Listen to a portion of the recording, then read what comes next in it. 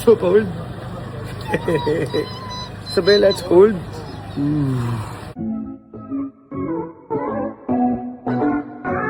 Dayan Medina at Rojon Cruz ipinahagi ang masayang travel nila papunta sa Europe. Mainly, Paris ang kanilang target kasama ang kanilang mga anak. Dati kasing nag-travel sila ay silang dalawa lamang dahil mag-boyfriend pa lang sila at wala pang anak. Ngayon nga ay babalikan nila ang mga lugar kung saan sila nagpunta noon.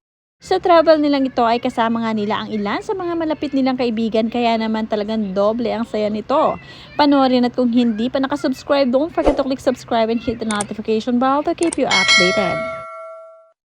Kitang-kita nga ang saya at excitement ni Rojon Cruz at Dayan Medina na ngayon nga ay makakapag-ikot-ikot sila sa Paris kasama ang kanilang mga bulilit.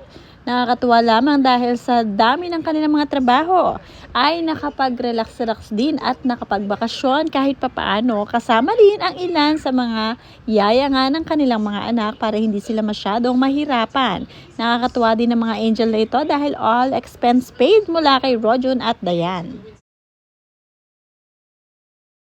Perfect din ang travel nila ngayon dahil talaga namang napakalamig pa rin sa Europe.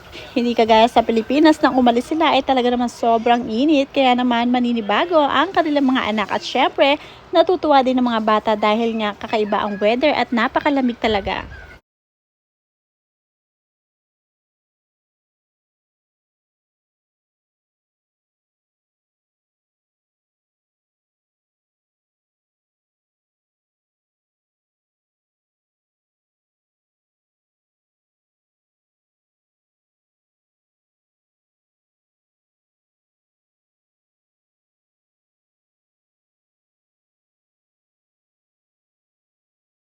Agad ngang nag-share si Dayan Medina ng moments nila na first day sa Paris. Sabi niya dito, first day in Paris, strolling around, enjoying the cool weather, and making beautiful memories with the family.